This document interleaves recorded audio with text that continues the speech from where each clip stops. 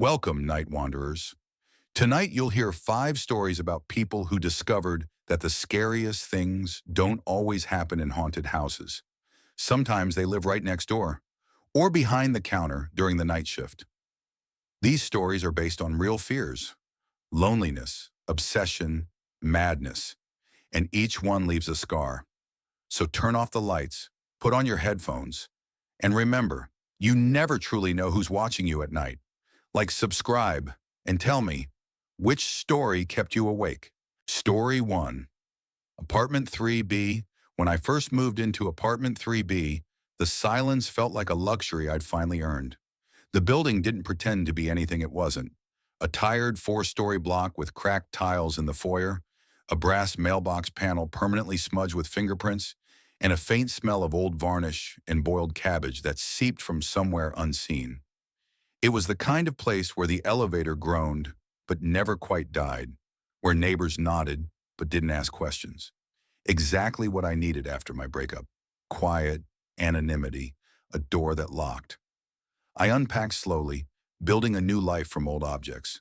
Books filed onto sagging shelves, a thrift store lamp with a warm shade, a potted fern that had survived 3 apartments and 2 winters. I told myself that routines would save me. Morning runs, evening tea, no phone after midnight. It worked for 2 nights. On the second night, I heard tapping from the vent above my bed. Not the erratic clatter of pipes, measured taps, like a code improvised by someone who didn't quite know Morse. 3 taps. Pause. 2 taps. Long pause. 3 again. I lay still, counting, waiting for it to resolve into a pattern I could dismiss. When it didn't, I climbed onto a chair, lifted my phone, and shone the flashlight through the grill. Dust, an old coil of wire, darkness that felt closer than it should. By the third night, the taps came back at 2:31 a.m. on the dot. I decided if I ignored them, they'd dissolve into the background noise of the building, like the elevator cables singing or the neighbor in 2C who coughed through every winter. But when I rolled over and pulled a pillow around my head, I heard something else riding the silence. The faintest breath, a slow exhale that wasn't mine. I sat up too fast and the room tilted. The fern in the window looked like a small, hunched figure. I told myself I was overtired. That morning, while checking my mailbox, I met the woman from 3A. Thin, with neat gray hair and a cardigan buttoned all the way to her throat. She smelled faintly of lavender soap. "You're the new one," she said, evaluating me with pale eyes. "In 3B. "Lena," I said, forcing a smile. She nodded once. "I'm Zoya. Keep your windows locked at night. The draft is worse than the billboards say I will," I said. She watched me a second longer. "Your unit had a man before. Quiet, always watching. He left. Suddenly." I waited for the rest, but she just lifted her mail and retreated, slippers whispering over tile. That night I came home late. The hallway hushed in the way buildings get after 10. Odors held in the air like memories. A single TV murmuring through a wall. My door was almost closed, but not quite. One hinge squeaked when I pushed it. I'd left it shut, I knew I had. But maybe I was careless. I stood still in the entryway and listened. The living room breathed its old varnish smell. The kitchen hummed evenly. My bedroom was a rectangle of dark. Nothing moved. Still, I walked the rooms the way you do after a bad dream. Cupboard doors open and close. Shower curtain pulled aside. Under the bed checked. More to convince yourself than to find anything. It almost worked. Until I saw that the vent above my bed was missing 2 screws. One lay on the nightstand. I hadn't put it there. The faceplate hung slightly crooked. I dragged the chair over, climbed up, and held the phone again. Something caught the light. Metallic, a tiny circle tucked just beyond the lip of the duct. I pinched it free carefully, heart drummed fast. A miniature camera. Old but not ancient. The lens was scratched, and a thin wire trailed back into the darkness where it had been snaked along the duct. There was a pinprick LED beside the lens. As I turned it in my fingers, the light blinked once. Red. My mouth went dry. I didn't sleep in the bedroom that night. I sat on the couch with the lamp on, the camera on the coffee table like a threat I'd disarmed. Around 1, I texted my friend Maya a photo in a rambling paragraph. She replied with a voice note I didn't open. At 2, I made tea. At 2:29, the tapping started again. 3 taps. Pause. 2. Long pause. 3. The sound came not from the vent anymore, but from the wall behind the couch.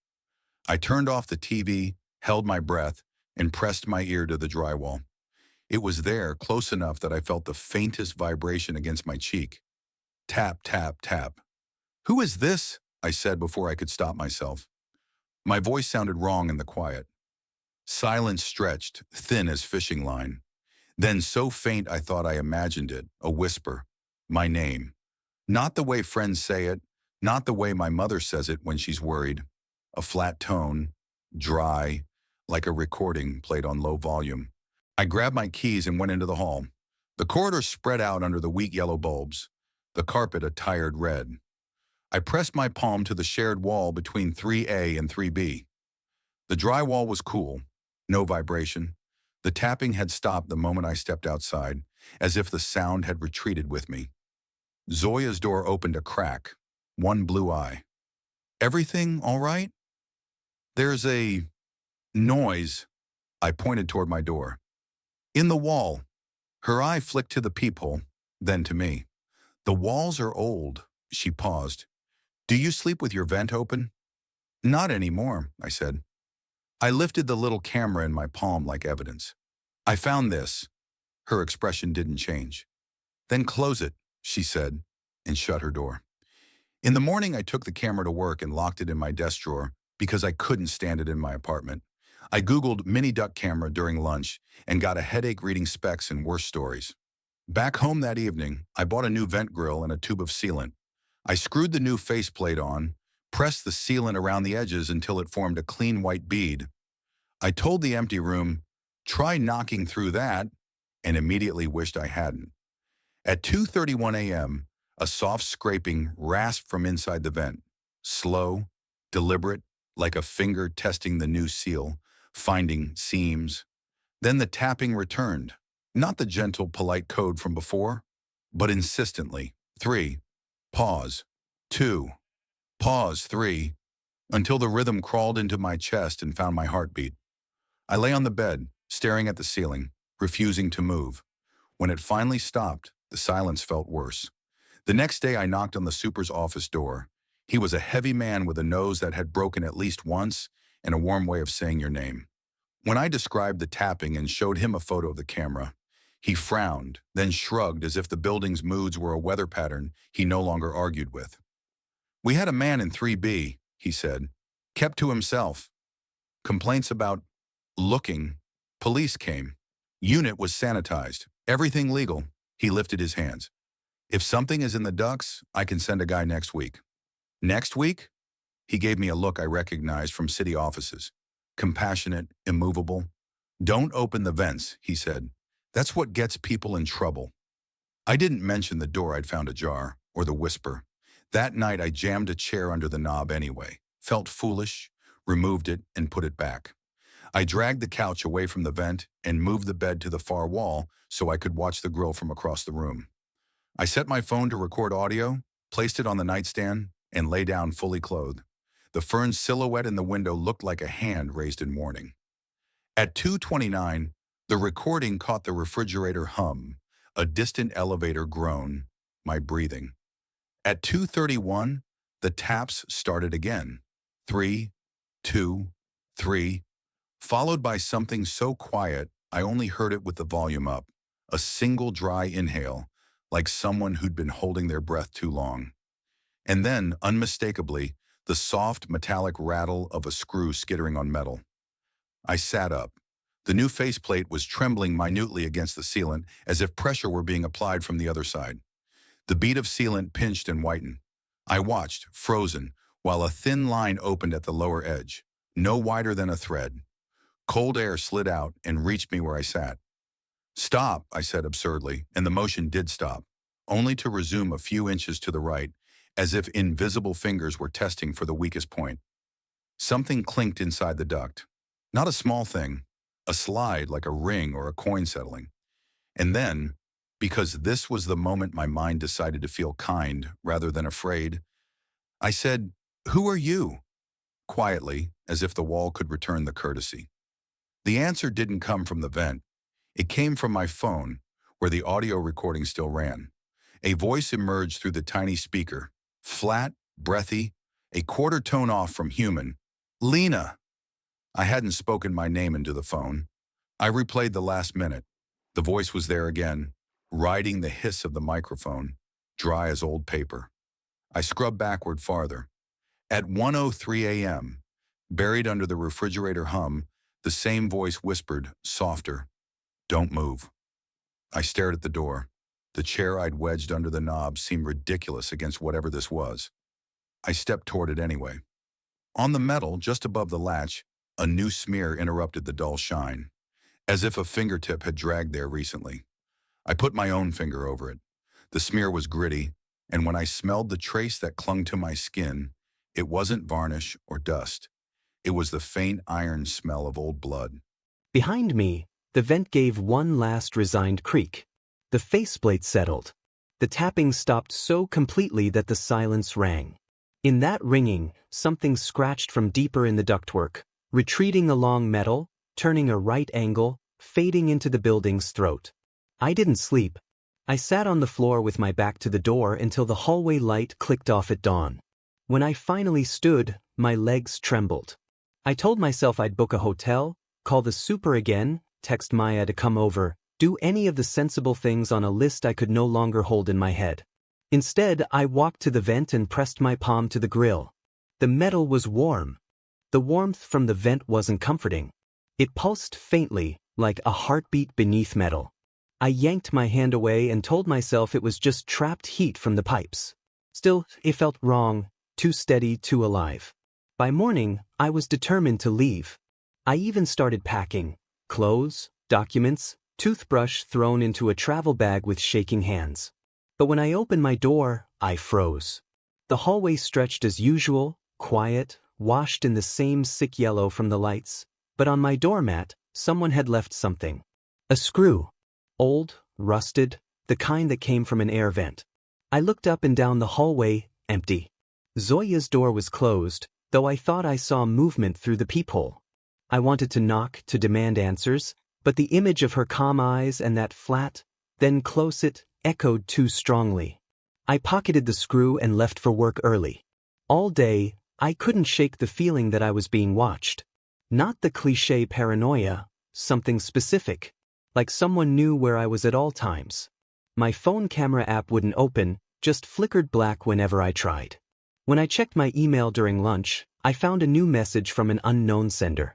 The subject line read, "Stop looking." No text. Just an attachment. Against my better judgment, I opened it. It was a short video, grainy, colorless, filmed from a fixed angle.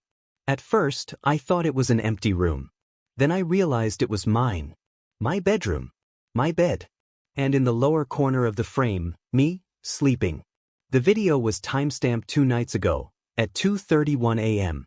I dropped the phone so fast it clattered to the floor, earning stares from my coworkers. My hands wouldn't stop shaking. I deleted the message immediately, emptied the trash, and turned my phone off. That night, I couldn't go home. I sat in a cafe until it closed, then walked the streets, circling my block, convincing myself it was just a sick prank. Maybe the camera had Wi-Fi, maybe someone hacked into it before I found it. But even as I reasoned it through, the pit in my stomach grew heavier. By 3 a.m., exhaustion won. I went back to 3B. The door opened too easily. The chain lock was broken, hanging by one bent screw. I stepped inside, holding my phone like a weapon. The apartment was quiet, too quiet, as if holding its breath. The air smelled faintly metallic. The vent grill was on the floor. The new one I'd sealed yesterday. The sealant torn clean. A sound came from the wall, not tapping this time. Scraping. Slow, deliberate. Then a thud, heavy, inside the wall itself. I stumbled backward, heart hammering. "Who's there?" I shouted, but my voice cracked halfway through. The scraping paused. Then came a voice, low and muffled. "Come back." I didn't wait. I ran out of the apartment barefoot, down the hall, past Zoya's door, which I noticed was wide open now. Inside, the lights flickered weakly. I hesitated only a second before looking in. Her apartment was empty. Not abandoned, just hollow. The furniture was covered in white sheets, thick dust layered on everything. No signs of life. And on the far wall, a hole, small, rectangular, leading straight into the ventilation system. The same kind of vent as mine. Something moved inside it. I saw a flicker of reflection, metal? I couldn't tell. Then the faintest sound, almost kind. Lena. I ran. I didn't stop until I was out on the street, barefoot in the cold, calling for a cab with trembling hands. I checked into a cheap motel 2 miles away and locked the door twice. I told myself I'd go back in daylight, collect my things, and move out. But that morning when I returned with the building manager, the door to 3B was closed and bolted from the inside. He banged on it, shouted my name, then used his key. Inside, everything was as I'd left it, except the vent. It was sealed again. Perfectly clean, like it had never been touched. The sealant smooth and undisturbed. My things were all there. The books, my bed. But one thing was missing. My phone. We looked for it everywhere, but it was gone. I filed a report at the station, though I could tell the officer thought I was just another paranoid tenant. He wrote something down lazily, gave me a case number, and told me to get some rest. That night, I stayed at a friend's place. But when I plugged in my laptop, an alert popped up. New device connected to your network. The name of the device? 3B camera. I froze, then clicked to disconnect it, but before I could, a notification appeared on the screen. Stop moving. The laptop's webcam light turned on. For a long moment, I couldn't breathe. I covered the camera with my hand, slammed the lid shut, unplugged everything. My heart pounded so hard I thought it would burst. Later that night, I couldn't help myself. I opened the laptop again, desperate to delete whatever had infected it. The screen flickered, static crawled across the edges, and then the video window appeared again. Automatic, no controls, no exit. It was me. Sitting there. Watching. And behind me, the vent. The grill trembled once. And a hand, pale, long-fingered, slid out. The image froze on the laptop screen. That pale, bony hand half emerged from the vent, fingers stiff and jointed wrong, as though the bones were placed in the wrong order. For a long second, I didn't move. Then the screen went black. I slammed the laptop shut and threw it across the room. It hit the carpet with a dull thud, the lid snapping open again just enough for the webcam light to blink once, like a dying eye. I unplugged it, stuffed it into a drawer, and sat there in the dark, shaking so hard my teeth ached. By morning, I convinced myself that exhaustion had twisted everything. I was seeing what I wanted to see, a bad dream bleeding into reality. Still, I couldn't stay at my friend's. Every sound made me jump, every shadow felt like a shape that shouldn't exist. I told myself I needed closure. If I went back to 3B just once more, I could end this nightmare. The building looked smaller in daylight, its brick faded to a dull rust. But the moment I stepped inside, the air grew heavier, as if the walls were thicker than they had been before. The super wasn't there this time. His office door was half open, papers scattered across the desk. I called out, but no one answered. When I reached my floor, the hall lights flickered weakly. Zoya's door was sealed with yellow tape now. Maintenance, do not enter. My apartment door, though, stood slightly ajar. The same way it had that first night. The air smelled of dust and something sour, like damp cloth and rust. My voice trembled when I called out. Hello. Nothing.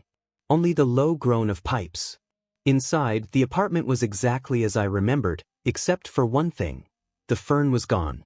In its place, on the windowsill, sat the little camera I'd found in the vent. Its red light blinked steadily, in perfect rhythm, one flash per second. I approached slowly. My reflection warped across the lens. What do you want? I whispered. The light blinked twice. Then again. Behind me, the vent cover rattled softly, like something moving inside. I turned toward it, expecting a mouse or a bird, anything that could explain the scraping sound. But when the grill slid loose and dropped to the floor, I saw nothing but darkness. Cold air rolled out, heavy, smelling faintly metallic. I crouched, flashlight shaking, and shone it inside. The duct stretched deep into black. But a few feet in, I saw movement, a curve of gray fabric. I reached out carefully, gripping the edge. It wasn't fabric. It was skin. I stumbled backward, screaming. The flashlight fell, its beams spinning across the floor. For a moment, I saw the shape clearly. A face, flattened, half-rotted, pressed against the inside of the vent as though it had grown into the metal. Its mouth opened and closed slowly, like it was trying to breathe through steel. Then it spoke. "Stay." The word rasped out with the dry sound of dust sliding through pipes. I ran. Out the door, down the hallway, past the tape department. But halfway down the stairs, I stopped. Because I heard something below, voices. Not one, but several. They were murmuring, all in the same flat tone, repeating the same word. Sit. Stay. The stairwell lights flickered. I turned the corner, and saw them. 5 figures stood at the bottom, faces pale and expressionless, clothes colorless from dust. They stared up at me silently. I recognized one, the building super. His eyes were blank, pupils washed out like film exposed to sunlight. His mouth twitched. "Maintenance," he said softly. "You shouldn't be here." I bolted for the opposite hall, down toward the basement door. My breath tore at my throat. The door was heavy, but it gave way under my weight. Inside was nothing but darkness and the faint hum of old machinery. I slammed the door behind me, locked it, and leaned against the wall, shaking. My flashlight flickered weakly. The basement stretched deeper than it should, longer than the blueprint I'd once seen in the rental office. The air was damp and full of echoes. Along one wall, I saw a line of old ventilation shafts, each wide enough for a person to crawl through. The metal edges were stained dark. Scratches covered the surface, claw marks, desperate and uneven. I moved closer. The nearest vent had something lodged inside. A small, rotting hand, the fingernails torn away.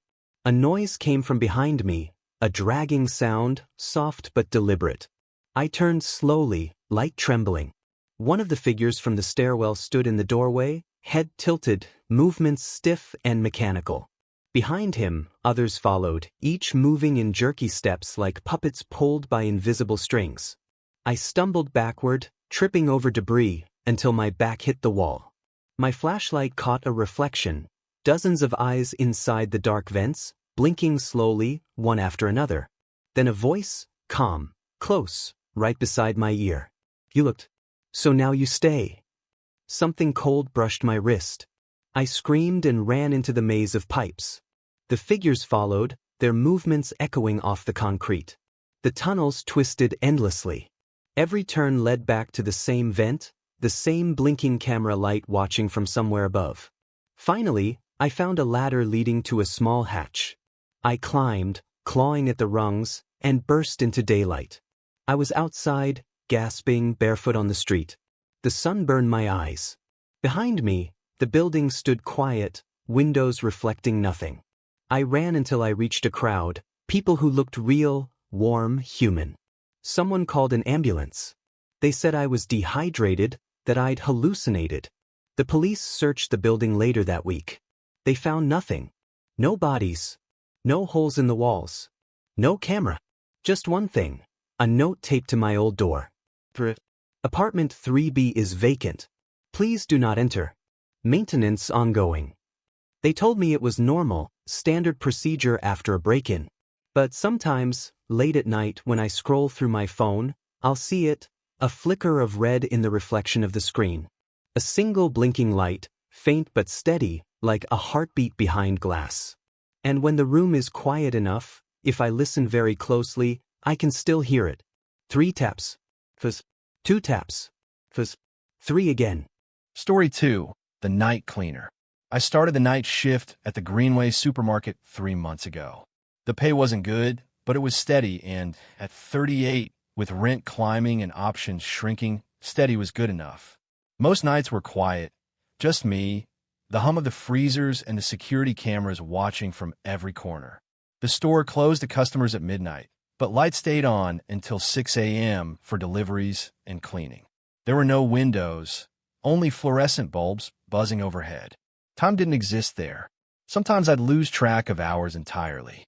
The first week passed uneventfully. I mopped the aisles, scrubbed down the deli counter, restocked shelves, and keep an eye on the monitor at the security desk. Just noise, static, hum, my footsteps echoing back at me. Then, one Thursday, I noticed something strange. Around 2:40 a.m., as I was sweeping near aisle 6, the one with the canned soup, I saw wet footprints leading down the aisle. Barefoot. Small. I followed them to the freezer section. They stopped just before the glass doors. I bent down. The prints were fresh, damp, as though someone had walked through spilled water. But there were no puddles, no leaks. I checked every freezer, all closed tight. By the time I circled back, the prints had faded. The next night, they returned. Same time, same aisle. At first, I thought maybe it was my mind playing tricks. I've been working too many back-to-back shifts. But on the security monitors, one of the cameras, aisle 6 again, kept flickering. Every time the image returned, the aisle looked slightly different. A box shifted. A light dimmed. Then, one night, the feed didn't return at all. I went to check in person. The air in aisle 6 was colder than the rest of the store, though the freezers weren't leaking. I pushed my mop bucket slowly down the row, the wheels squeaking against tile. Halfway through, the sound stopped. One wheel refused to move. While I looked down, it was stuck in something, a small puddle of dark water. Except it wasn't water. It was blood. I froze, staring at the tiny red smear beneath the wheel. I blinked, and it was gone. The floor was spotless, the tiles bone dry. I backed away slowly, heart pounding, until my heel hit a metal shelf. I rolled off, clattering against the ground. The sound echoed too long, bouncing down the aisle like it had somewhere to go. I ran to the front and checked the security monitors again. Aisle 6, static. Then for one split second, an image flashed through, a man standing in the middle of the aisle, head tilted downward, barefoot. His skin was gray. His eyes were gone. The screen went black. I called security. The guard on duty, an older guy named Roger, just laughed. Ghosts, huh? You're not the first one to say that. People quit over it. Quit? I asked. He nodded. Happens every year. Aisle 6. Blood, footprints, missing stock. They say it started after that freezer accident. Poor kid got trapped in one back in '09. Died before anyone found him. He said it like gossip, like a story to fill the silence. But the way his voice lowered at the end told me he believed it. I didn't quit. I needed the money. The following week, I brought a small handheld camera from home. I set on the counter near aisle 6, aimed it straight down the row. I told myself I'd catch the leak, or the prankster, or whatever it was. At 2:40 a.m., the lights in that aisle flickered. I walked slowly, mopping, pretending not to look. The air grew heavy, pressing against my skin like humidity before a storm. The sound of the mop dragging across the floor grew louder, wetter. When I reached the end of the aisle, I saw them again, footprints. Bare, wet, smaller than mine. They led to the freezer door, and when I looked up, the glass reflected my face and another behind me. I turned so fast, I slipped on the wet tile. There was no one there. The aisle stretched empty under flickering light. When I turned back, the freezer door was open. The air that poured out was so cold it burned. Inside, behind the stacks of frozen dinners and ice cream, I saw a shape wedged in the corner, small, motionless, face turned toward the door. For a moment, I thought it was a mannequin. Then I saw its eyes move. For a long second, the world held still, just the low hum of the freezer and my own pulse pounding in my ears. The figure's eyes, pale and unfocused, rolled slightly toward me. Its lips parted, stiff and dry, like old leather tearing. A faint sound escaped. Not a word, not a breath, but something in between. I stumbled backward, hitting the opposite shelf. Cans rattled and fell. I blinked, and the freezer was empty. The stacks of frozen dinners were untouched. The air was normal again, cold but ordinary. I stood there for a long time, forcing myself to breathe. My reflection stared back at me from the glass, wide-eyed, pale, ridiculous. I grabbed my mop, muttered a shaky laugh, and told myself what everyone tells themselves in these moments. I'm tired. It's just exhaustion. Just my brain misfiring. Still, I checked the camera footage the next day. At first, it was normal. Me mopping, glancing around nervously, leaning toward the freezer door. But when the freezer opened, the image warped, like heat distortion, waves of static bending around the frame. Then the video cut out completely for 17 seconds. When it returned, the freezer door was closed. I wasn't there, but something else was. In the very corner of the frame, a handprint, small, faint, pressed against the glass from inside. I showed it to Roger. He frowned, then leaned back in his chair. "That's weird," he said, squinting at the screen. "Could be glare, though, or a smudge." "It wasn't there before," I said. "And look at the size. That's not an adult's hand." He didn't answer, just stared for a while, then turned the monitor off. "Listen," he said finally. "If it's bothering you that much, you can swap shifts. Nobody's forcing you to stay nights." I thought about it, but part of me, the stupid, curious part, wanted to know the truth. The next night, I brought salt. I don't know why. Maybe some instinct left over from childhood ghost stories. I sprinkled it lightly across aisle 6 before I started mopping. A thin white trail between the shelves. For the first few hours, everything was normal. I even started to relax. Then, right around 2:40, the lights flickered. When they came back, the salt trail was broken. Tiny bare footprints marking a clear path through it. I froze, mop in hand. The print stopped halfway down the aisle, right where I stood. Then, one more appeared. I didn't see it appear, but I heard it, a wet, sticky sound like skin peeling off tile. I looked down and there it was. A fresh footprint, inches from my shoe. Something was standing right in front of me. The aisle lights dimmed again. The cold air grew thicker, heavier.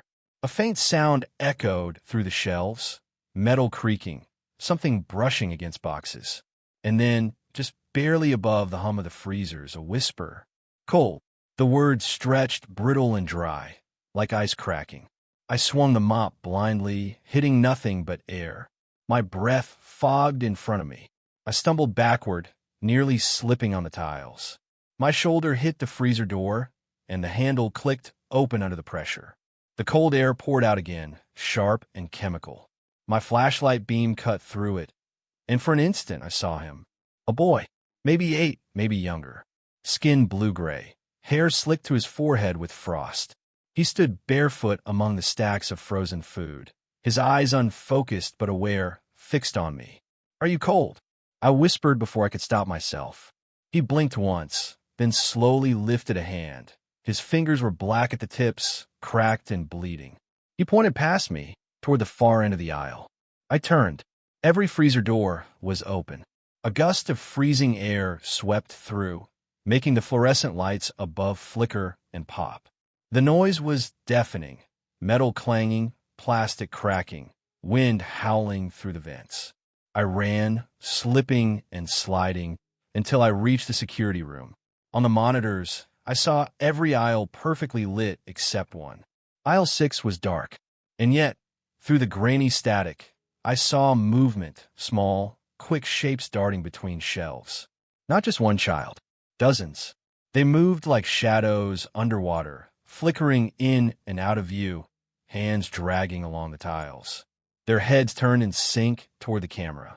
Then, all at once, they looked up, not toward the lens, toward me. The feed cut to black. I didn't go back into the store for almost an hour. I sat outside in the alley, shaking, my uniform soaked with sweat despite the freezing night air. The loading bay lights buzzed above me, flickering like the cheap ones inside. I told myself I'd quit. Walk away, find another job. Anything but this. But I couldn't. Somewhere between the fear and exhaustion, curiosity took over. I needed to know what I'd seen. The kids. The boy. The cameras. I needed proof that it wasn't all in my head. When I finally went back inside, the store felt hollow. The hum of the coolers was gone, the air still and dry. The light stayed on, but the aisles seemed narrower, the shelves taller, like the building had shifted in my absence. I went to the security room first. Every monitor showed static except one. Aisle 6. The feed was dark, but I could make out faint movement, like frost crawling across glass. The image twitched and pulsed, and for half a second I saw a reflection. My own face staring into the camera, except my eyes were black. The sound kicked and then, soft, rhythmic tapping through the speakers. I turned the volume up, and the taps became clearer. It wasn't random. It was a pattern. 3 taps. Pause. 2 taps. Pause. The same pattern I'd seen written in salt. I grabbed my flashlight and started down the aisles. My footsteps echoed against tile. The smell of bleach and cold meat filled the air. When I reached aisle 6, everything looked normal. Clean, organized, bright. Except the floor wasn't dry. A thin trail of water, or what I thought was water, led from the freezers to the employee door in the back. The handle glistened faintly. I followed the trail, flashlight shaking in my hand.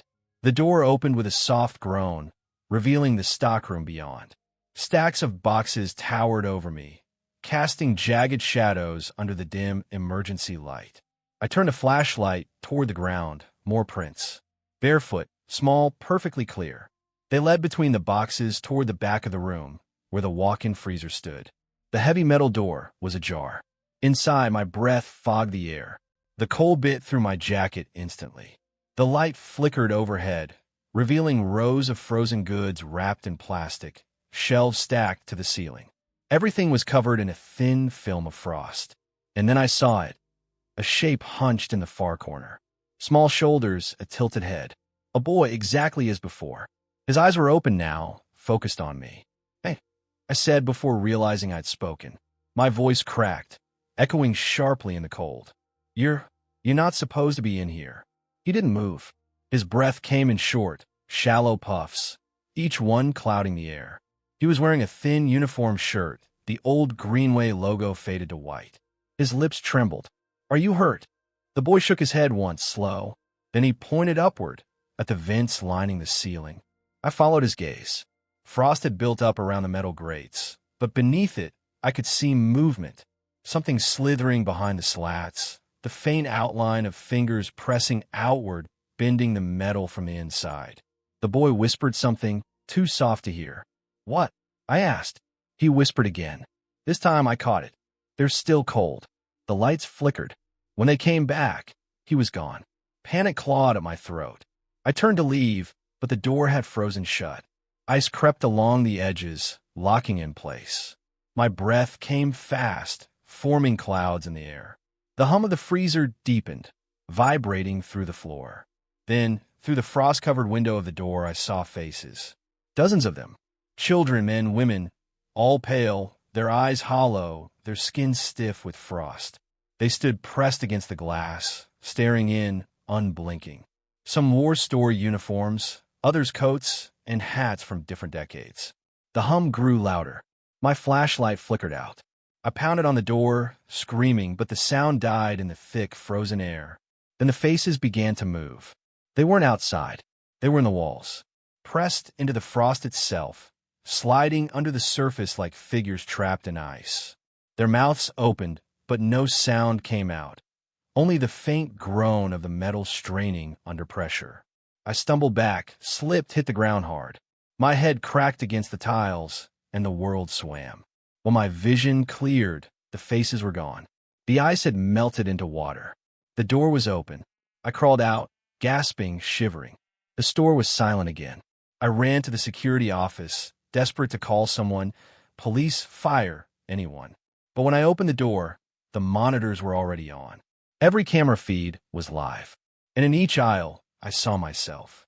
Hundreds of copies of me, cleaning, mopping, stocking shelves, all in different parts of the store, moving in perfect rhythm.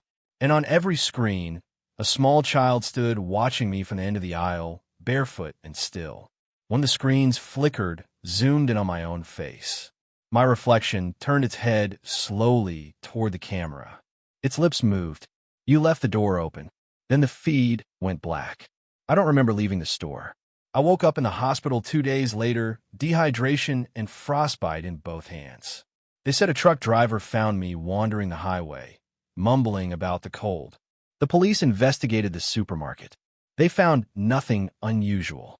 No blood, no bodies, no footprints. Just one strange thing. The The temperature inside the store's freezer was recorded at -3 degrees Celsius, exactly normal. But the footage from a security room, every recording from that night, was gone, deleted, all except one frame burned into the static. A single sentence written across the bottom of the screen in dripping black letters. We never left. Story 3. The Man Upstairs. When I moved into the 3rd floor of the Pine Grove Apartments, the landlady told me there was no one above me. Top floor, she said, smiling through a cloud of cigarette smoke. Quiet as the grave up there. She wasn't lying about the quiet, at first. For the first few nights, the only sounds were the pipes groaning and the wind squeezing through the windows. It was peaceful. Too peaceful. Then, one Thursday at exactly 1:12 a.m., I heard footsteps above my ceiling. Not random creaks, real footsteps. Slow, deliberate, crossing from one end of the ceiling to the other. I lay there in bed, eyes open, counting them. 12 steps, then silence. The next night the same thing. Same time. Same number of steps. When I asked the landlady about it, she waved her hand. Pipes, she said. This place is 70 years old. Everything makes noise. But pipes don't walk. And pipes don't pause halfway across a room like they're listening. By the end of the week, I started keeping track, a little notebook beside my bed. Thursday, 1:12 a.m., 12 steps. Friday, 1:14 a.m., 11 steps. Saturday, 1:13 a.m., 12 steps and a pause. It was so precise it felt intentional, like a routine. Like someone above me was living their life according to a schedule. The strange part was, there was no apartment above mine. The 4th floor had been sealed off years ago after a fire. The stairwell leading up was blocked by a rusted gate and a heavy chain with a padlock. I'd seen it myself.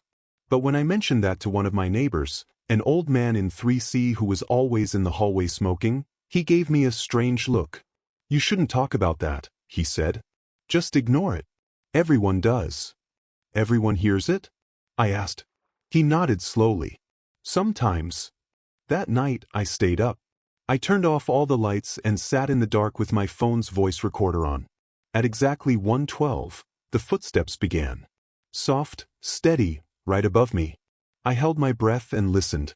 Then, for the first time, something different happened. The footsteps stopped halfway across the ceiling. There was a pause, longer than usual. And then, 3 soft knocks. Not from above this time. From my front door. I froze. I didn't move, didn't breathe. The knocks came again, slow, deliberate.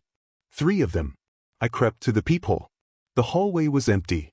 The light flickered once, then steadied. I opened the door just enough to look. Nothing. But as I closed it again, I noticed something on the floor, a piece of paper folded neatly in half. I picked it up. Inside, written in shaky handwriting, were 3 words. He's still there. I didn't sleep. The next morning, I took the note to the landlady.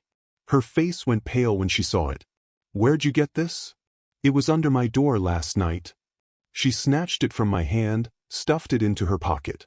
You shouldn't keep that. It's from before. Before what? She didn't answer. She just lit another cigarette, looked at the ceiling and said softly, You hear something, you ignore it. You see something you didn't. That night, I put my recorder on again. I also placed my phone camera pointing at the ceiling just in case. I sat on my bed, waiting. 1:11 a.m. Nothing. 1:12 a.m. One creak. Then another.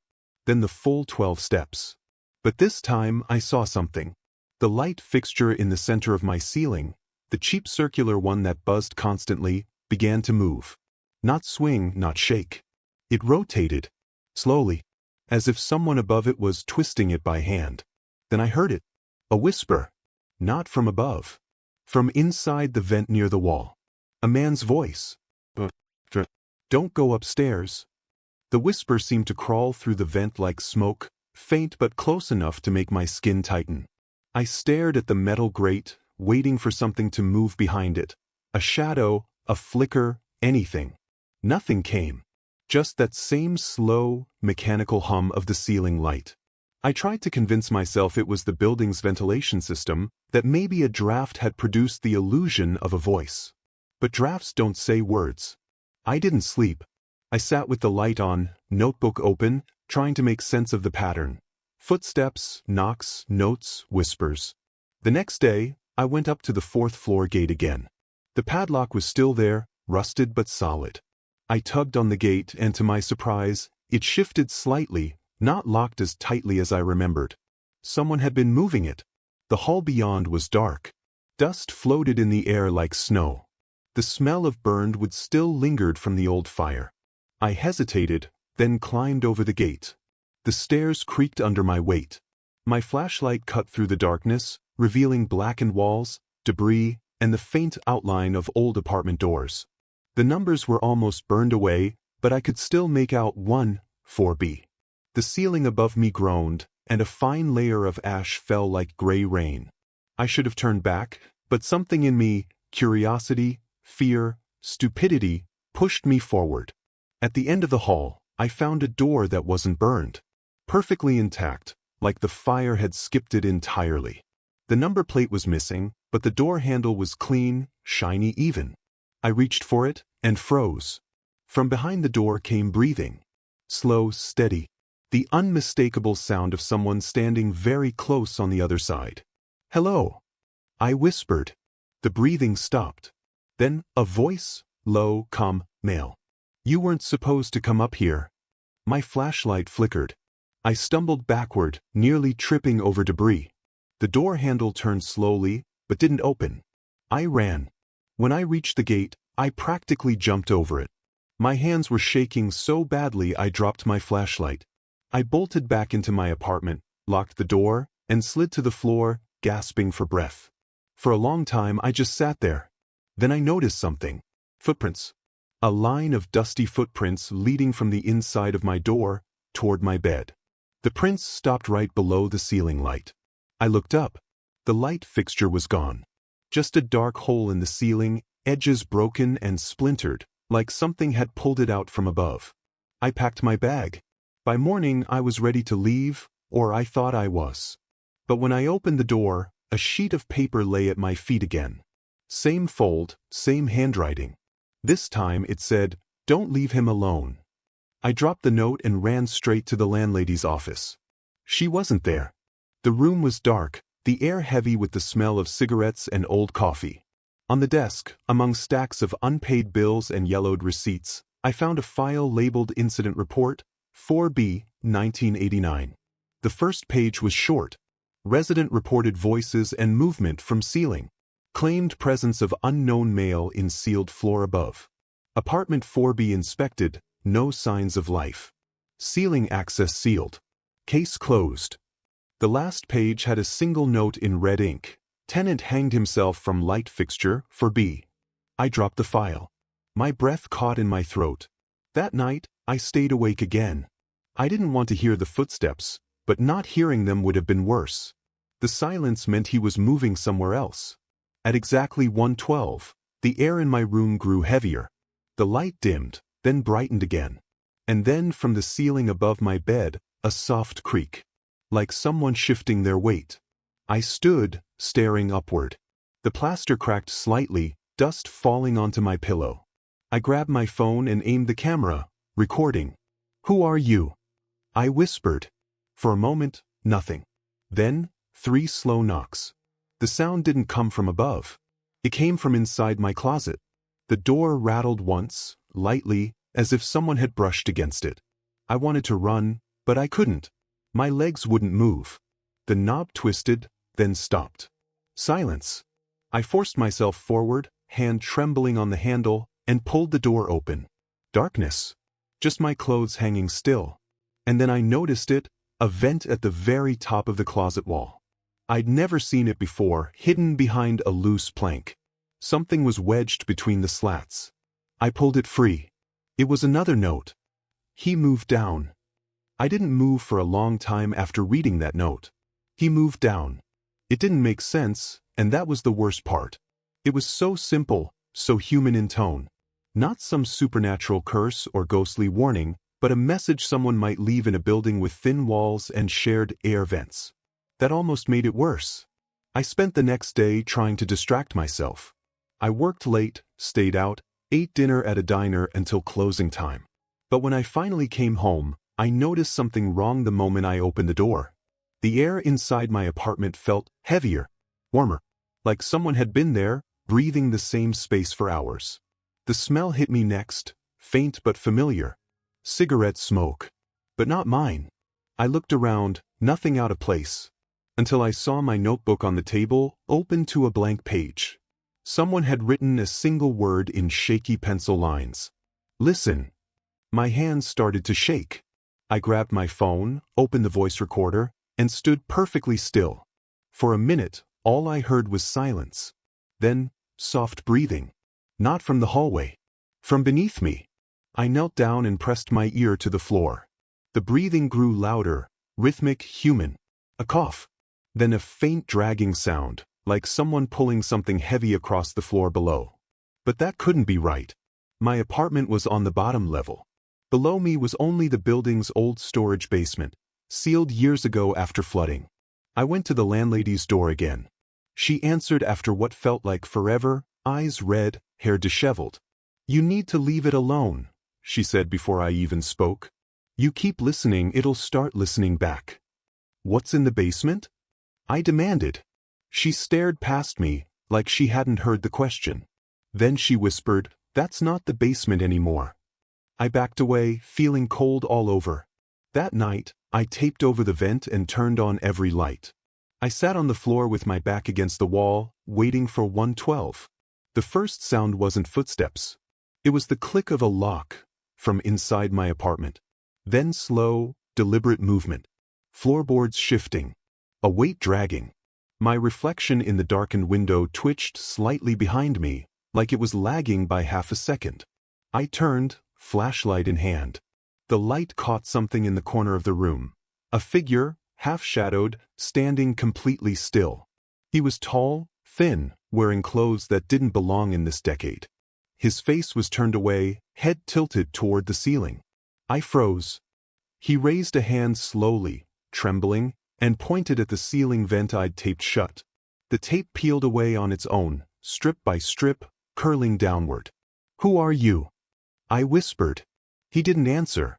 He just lowered his hand, turned slightly toward me, and that's when I saw his face. Not burned, not monstrous. Just human. But his eyes were gone. Empty sockets, black and dry, staring at nothing but somehow seeing everything. The air grew thick, pressing against my chest. My flashlight flickered. Then the ceiling cracked. Dust fell around me like gray snow. Above, I heard footsteps, not just one pair this time, but many. Moving in sync. Pacing, circling. I bolted for the door. It wouldn't open. The knob turned endlessly in my hand, spinning but never releasing. Behind me, the man took a step forward. "Don't go upstairs," he said again, that same voice from the vent. "It doesn't end." The floorboards groaned beneath us. The sound rose, deep, mechanical, like gears grinding within the walls. The ceiling light flickered violently, spinning faster and faster until the bulb burst. For a split second, the room was illuminated by a blinding flash, and I saw them. Dozens of faces pressed into the walls, pale and stretched thin, mouths open in silent screams. They weren't ghosts. They were people, real, decomposing, fused into the plaster, their fingers clawing from within. And right before the darkness swallowed me again, I realized who they were. The footsteps I'd heard above me every night. The ones who had lived upstairs before the fire. They were still here. When I woke up, it was morning. The sun was spilling through my cracked blinds. The man was gone. The apartment looked untouched, except for one thing. The ceiling light was back in place, perfectly centered, shining as if nothing had happened. The landlady was waiting outside when I finally opened the door. She looked calm, too calm. "You heard him, didn't you?" she asked softly. I nodded. She sighed. "Then you understand. The building keeps them. The ones who don't leave when they should." I moved out that same day. Didn't take anything but a duffel bag and my phone. But some nights, in my new apartment, Newer, brighter, alive. I'll still wake up at 1:12 a.m. And above me, in a ceiling that shouldn't creak, I'll hear 12 slow steps. Then silence.